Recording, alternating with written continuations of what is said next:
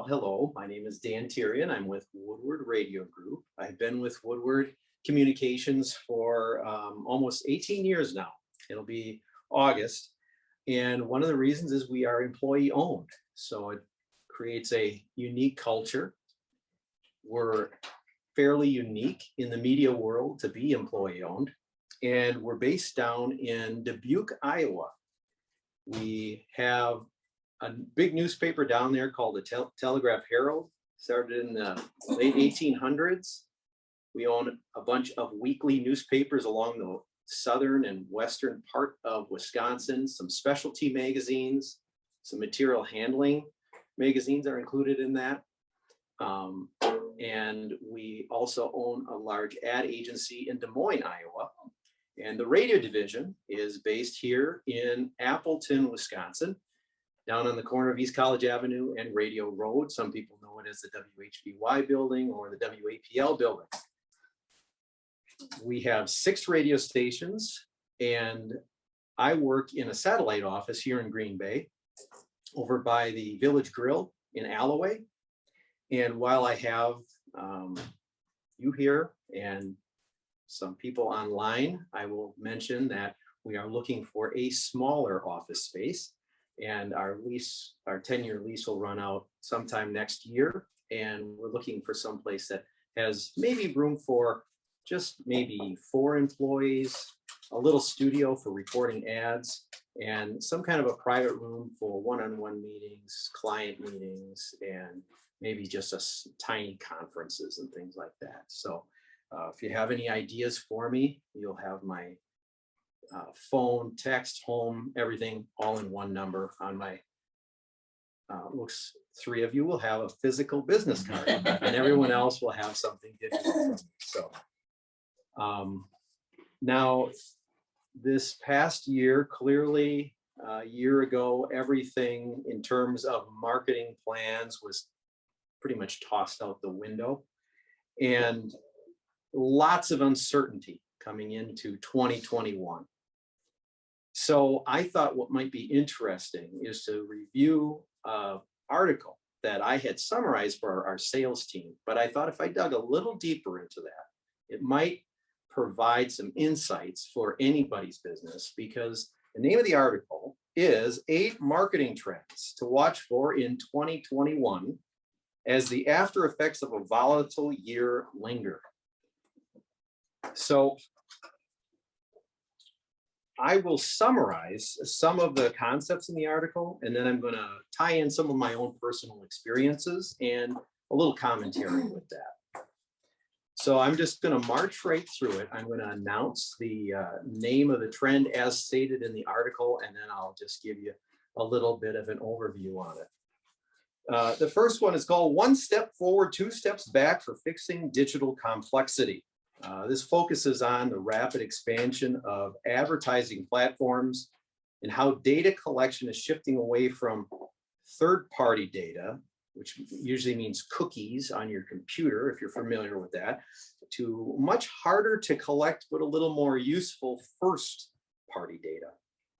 So what the heck does that mean? The key to understanding this trend is really buried in the article. And the key words to look for is proliferation of retail media networks. It's in the 3rd paragraph of that first trend. Those of you online will be getting that via email via email. So does anyone here happen to know what a retail media network is? Well, you don't feel bad. I didn't know what it was either, but as soon as I explain it to you, it'll make a lot of sense. So I'm going to explain it in the traditional sense. The traditional sense would allow like a retail brand, I'm going to use Walgreens as an example, to give their partner brands access to their customers. That would be first person. So Walgreens says to Crest toothpaste, now you have access to our marketing media network. And that would include in-store catalogs and flyers. You walk in to Walgreens, you pick up a flyer, Crest toothpaste on sale, here it is. In-store signage, placement on the end caps, all that stuff. In-store radio. Did you guys know that Walmart has their own radio station now? No? They actually have their own radio station. They figured that the number of people that would hear that radio station would make it one of the biggest stations in the country. So they started their own radio station. Anyway, I'm sure it's very powerful for them. And I'm still a little unsure. Do they hear the same thing in Houston, Texas as they do in Green Bay, Wisconsin? I'm not sure. I'm thinking they do. But if you go through Walmart, if something sounds like, oh, this is a weird song to be hearing in Walmart, well, just know you're listening to Walmart radio now.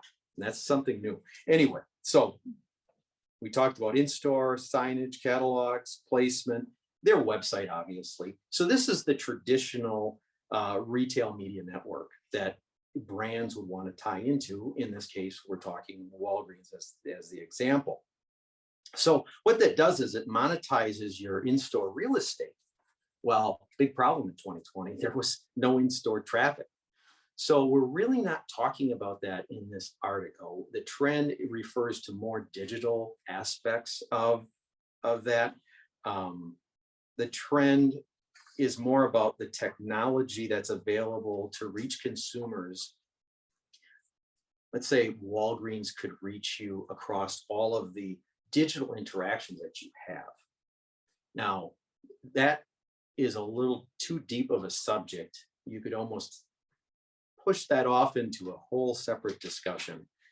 All the ways that you're being tracked in, so that people start, this data is being collected on your habits, on your preferences, on the things you enjoy, the things you purchase. So everything that you do online is tracked. You go to a mom and pop shop with a simple website, chances are they've got some pixels in the background running that will help. If they want to send you an ad when you go to their competitor, they're going to be able to do that. So that's type of retail media network we're talking about there. I'm not going to go too much further into that one, but I'm going to go right on to trend number 2. This one's a little more in depth as well. Internally and externally, an activist mindset should stick is the second trend. So this one has more to do with a brand's purpose. It needs to be examined in both consumer-facing messages and in internal practices. So if you think about your consumer-facing messages, you think marketing.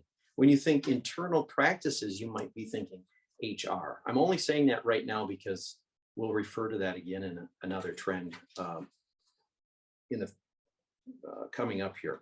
So if those two things don't align, your external messaging and what you're doing internally, you won't be seen as authentic. Or worse yet, if your consumer-facing messages don't align.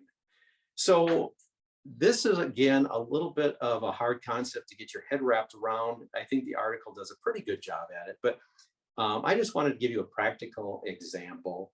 And this isn't to pass judgment on it one way or another. It's to get you thinking about your own business and, you know, how far you want to take these things. So over the past years, we've seen a lot of brands jump on all types of bandwagons, and many of them after the fact were called out after some knee-jerk reaction to something, or maybe a highly politicized decision maybe came back to bite them. So one of the biggest examples in the last 30 days would be, of course, Major League Baseball pulling out their All-Star game out of Atlanta. They famously pulled that out of there due to Georgia law SB 202. They said because it repressed voting and potentially affected Black voters most. So in terms of a consumer-facing message, people were really quick to realize and point out some of the criticized parts of the bill in Georgia were already in place in Colorado, where they moved the game to. And they pointed that out. So there's some maybe unauthentic movement. They also called out Major League Baseball because the population of Atlanta is over 50% Black or African American, and the economic impact of the Major League All-Star game is upwards of $100 million. So there was a lot of businesses that were going to be hurt by that decision in Atlanta. And where is it going? It's going to Denver, where only 10% of the population is Black or African American. So my question is, did Major League Baseball look authentic in that move? Was it well thought out? Was it knee-jerk? I'm not going to say any more than that, but I just want that to serve as a little food for thought. Marketing trend number 3, spread thin CMOs, seize on leadership opportunities. So this touches on 2 main areas of responsibility. One is doing more with less. So in terms of doing more with less time and less money, what are we talking about here? Shorter planning schedules. If you think about the beginning of last year, 1 year ago today, what people were going through, again, everything tossed out the window, and where do we go from here? Less reliance on agencies, less internal resources. I've dealt with this as being a radio representative for all these years. People who maybe I worked with 10 years ago maybe said, hey, you know what, Dan, I'm going to have you work with my new marketing manager. Now all of a sudden I'm working with an owner of a business again. Maybe I was working with the junior media buyer, and now the salty senior media buyer of this large ad agency now has to deal with dear old Dan again.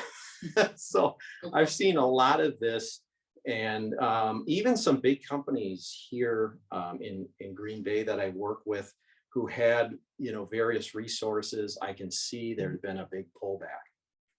Definitely doing more with less. And the second area where chief marketing officers their roles are expanding is referring back to when I brought up the HR departments earlier. They're having to do a lot more coordination with missions and visions versus their outward, messaging. How are their employees acting? What kind of rules do we have on the book in terms of hiring? And does this all align with the messaging that we're getting out there, especially if you're getting into that activist mindset that trend number 2 talked about? Marketing trend number 4, balancing flexibility with long-term brand growth. So campaigns, creative, like we talked about, all tossed out last year. So the question these marketers needed to answer was, okay, how are we going to adjust our campaigns and our priorities very quickly to build some long-term brand equity? And the solution that's offered in the article has to do with big surprise data gathering, how it's used, and there's clearly a lot of value in being able to do that. But with all of the invasive ways companies are and other entities will say are gathering data on you, how many times do you really feel like, boy, they're just really nailing it? You turn on your computer and you're inundated with ads, oh, thank goodness, I'm so glad that they served me up this ad. This is what I was waiting for today.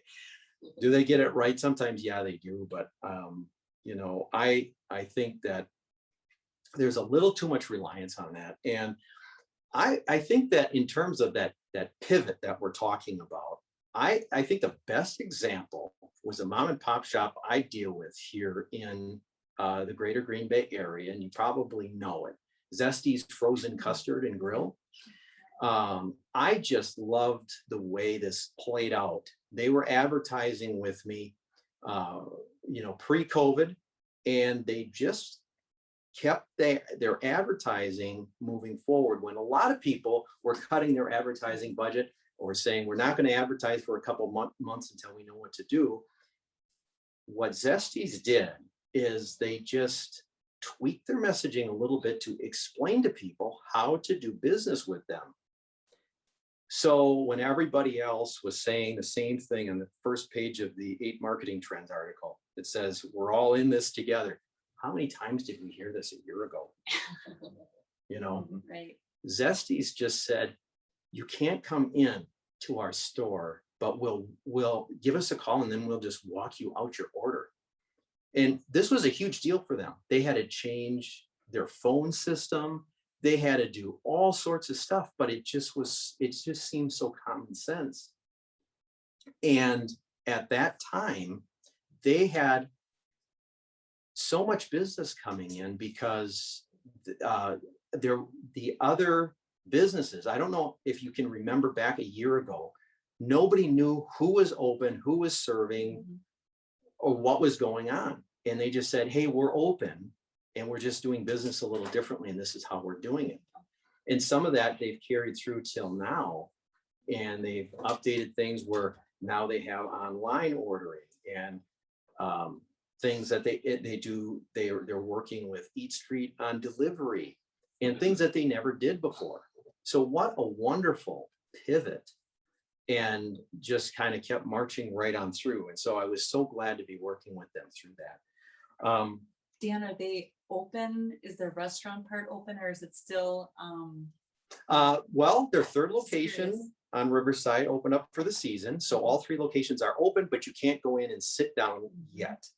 So in some of their, talking about internal and external facing, I thought it was wonderful. One of the reasons that you can't go in and sit down was because they have a lot of teenaged young people working for them. And they said, you know what, we don't want them to be forced to babysit adults, in the sense of, if we got these rules and, someone doesn't abide by them, we don't want teenagers to be in that situation. Right. So again, I thought, that is a really nice alignment there from a marketing perspective. I should have probably called them to see if it was okay to use them as an example.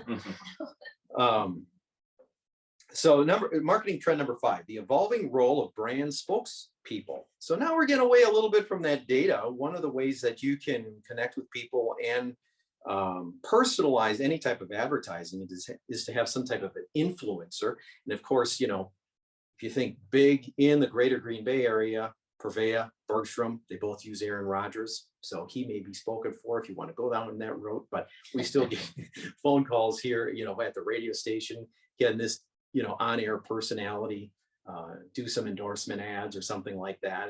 And a lot of times we can do that type of thing. Also, this was kind of one of the reasons that this became a trend was because supply all of a sudden became great. If you think about COVID, every musician to every magician was out of work. So all of a sudden, these people became these, particularly online influencers. It was this big trend, particularly, the musicians had to do something to make some money. So trend number 6, unlike stories and TikTok like videos, campaigns can't be copycats. So I'm just going to give you the big takeaway here for marketing trend number 6, what they're really talking about, and Tammy can probably speak better to this than I can, is when you're dealing with all these plethora of digital platforms, you just don't have a website and a Facebook page anymore. Those days are long gone. There's a million different ways that people market digitally, and more ways than I even know about. And so, it used to be like, well, you can kind of copy and paste more or less, but every environment, if you're on Instagram and Facebook and TikTok and you have a video, they're not all going to work. You might have a 3-minute video that works great on Facebook. Well, guess what? Instagram, you can only have a minute. TikTok's even shorter, I think. So the idea behind this trend is that every piece of digital, every element that you have should be custom made to the environment of the user. That makes sense. Marketing trend number 7. Oh, this is my favorite one. So connection, convenience, and value will determine stickiness of behavior changes. So we all know COVID-19 reshaped how people live, work, shop, play, all that good stuff. And they're saying here that some of these behaviors, some of these changes are going to stick around and some of them are going to fizzle out over time. And it all depends on how happy people were with the experience of that said behavior. So one of the grand discoveries nestled within this particular trend is the call to move away from data-driven tactics that talk to people's heads and towards listening and empathizing with people so you can better adjust their needs and speak to people's hearts. And wouldn't that be nice? Especially for a radio guy, because I've always said, and research consistently has shown that radio of all the platforms really has the greatest potential with connecting with people. People may have a favorite TV show or, different media that they use all the time, but most people have a favorite radio station, whether they like to admit it or not. And there's an emotional connection there. You know who's on in the morning, you know who's on when you turn it on before you go to bed, or whatever your habits are. Those people have an impact on your life and can connect. And that's one of the things that voice and audio can do. Marketing trend number 8. This is the final trend of the article, and e-commerce continues to be a way of life for brands. So the growing preference for e-commerce really stood out in 2020. And just to give you a breathtaking example of this, Black Friday online sales increased 21.6% over 2019. I mean, if you think about the size of that increase, it's just mind-blowing how much online commerce was going. So a couple examples really quickly. COVID accelerated digital adoption behaviors. Social platforms are melding content with commerce. Facebook added the Shops tab. Instagram beefed up their shoppable posts. And even TikTok rolled out shoppable live streams. So this is becoming a huge thing. Again, integrating, what better way? I mean, these social media networks, they really know you and your preferences. What better way to roll out shopping to, feed you that coffee cup with your favorite person on it, or whatever the case may be, these spontaneous decisions that you say, oh man, I can't believe I did that. So just to summarize these trends, I'm going to summarize it with 3 quotes. One from the article, one from myself, and one from my favorite author, Roy Williams, the Wizard of That. So my first one is connection, convenience, and value are the 3 things that keep consumers coming back to a particular product or brand, pointing to the key pillars marketers should focus on providing in 2021. So again, those pillars are connection, convenience, and value.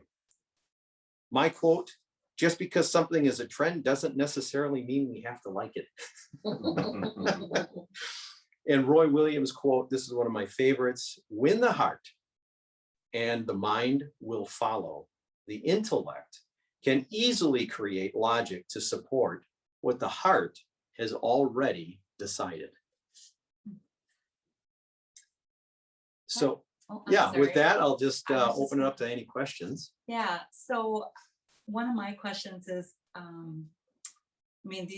those are some, interesting trends, but what have you noticed in your business, or how did you have to pivot in your business during this whole COVID, and are you still doing, that? There were a lot of ways.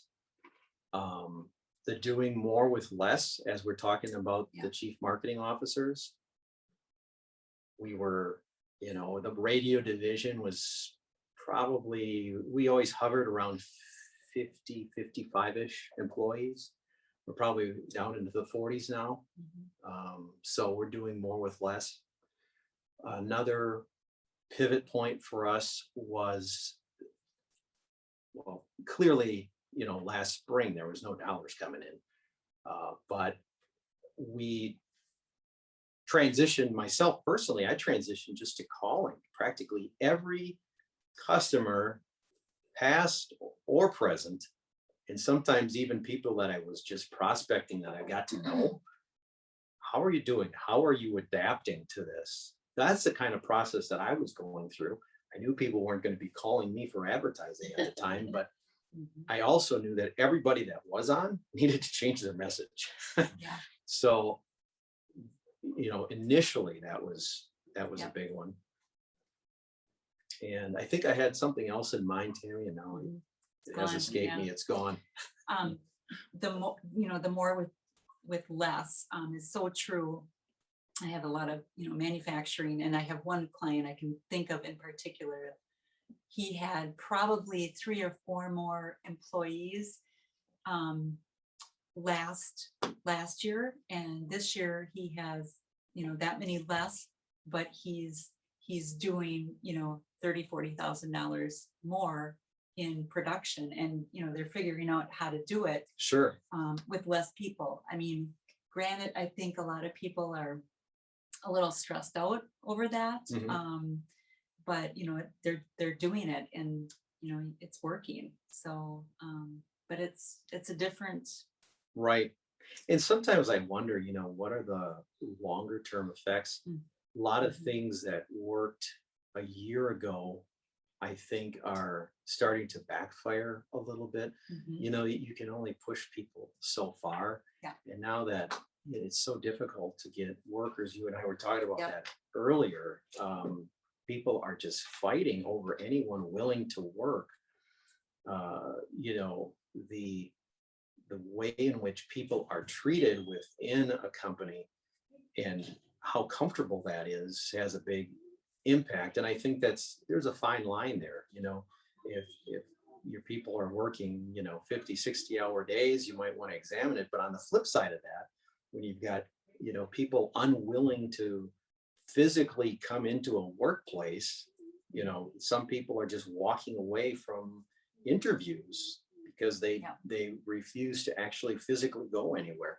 So there's one extreme to the other, and where do you draw that line? And I think where you draw that line could be a big piece of your marketing, who you are as a company. One more question I have, I talk about omni-channel and making sure that, you're using different channels out there. Do you guys do the same thing? I mean, we're both in advertising, you're a little bit different, but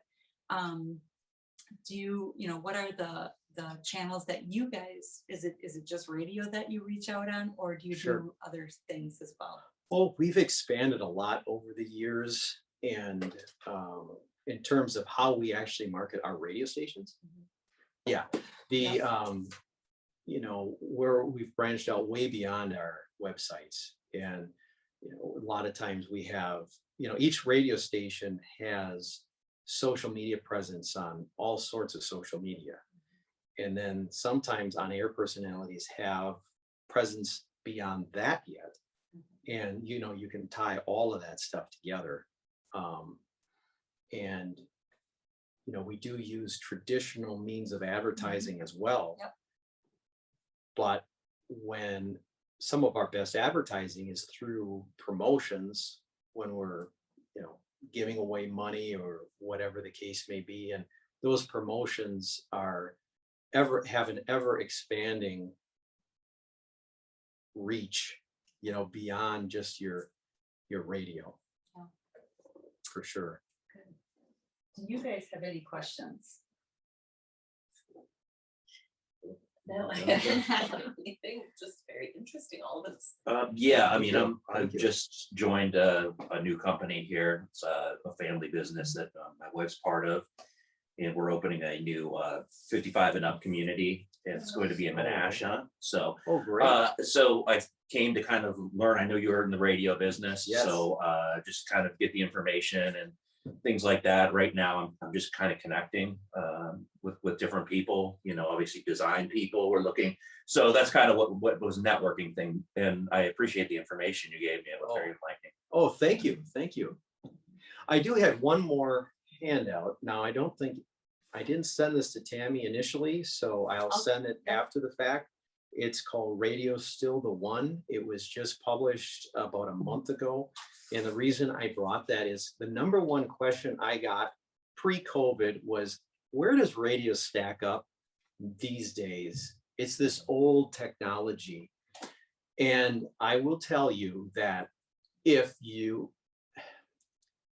about 40 to 45 years old or older, the general impression is that, radio is just this, dying dinosaur. And if you're younger than 40, radio's the most powerful thing around. And when I tell older people that, they often look at me very wide-eyed, and, younger people just don't care. But the reason for that is perception and the way the digital world has evolved. So what I mean by that is radio used to be and is still grouped in a lot of people's heads with TV and billboards and newspapers and even yellow pages. Things that are clearly have changed dramatically. Radio really hasn't changed that much.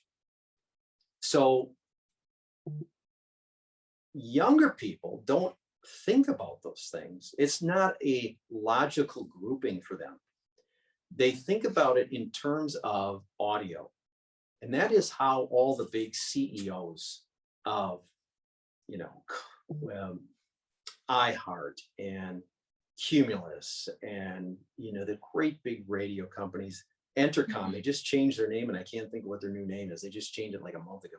So that was big news. But those are the three biggest big corporations in radio. This is how the CEO thinks of audio. And that's why their names are changing. It used to be, Clear Channel, now it's iHeart. And before, in between, it used to be iHeart Radio. Because it is expanding, to Tammy, your question earlier, to things that are all things audio, podcasts, and you've got, think about Spotify, and of course you got like XM radio and all sorts of streaming channels. This is all audio. So what this Radio Still the One article talks about is it talks about mobile and computers, social media, audio, and what's that? You can give those. Is this the article that you want? Yeah, and I think they both have those. Oh, do you have already. that? Yeah. Oh, you do, So okay. what that shows is the number of people that relative to these other sources, how many tune into radio. Radio still hits 92% or something of all Americans on a weekly basis, which blows a lot of people's minds. So the listenership, I think, is going down because people listen for shorter periods of time. So in some degree it is going down, but the overall strength of it and is really largely because it's still free and it's everywhere. You can't not get it. I would say the biggest threat would be if, a car, I think a new Tesla, I think there is a Tesla that does not have an AM FM receiver in it, I think. At least they were talking about making that. Some of them don't have AMs. But if radios disappeared in cars like that tomorrow, then radio would be in trouble. But I don't see that happening because there's all these partnerships being bridged between these big radio companies and big car manufacturers, General Motors, Ford, Toyota, and everybody. So that I just wanted to give a little update on the state of radio and how it's perceived so dramatically differently, oftentimes depending upon your age. But the truth of the matter is it's still very healthy. So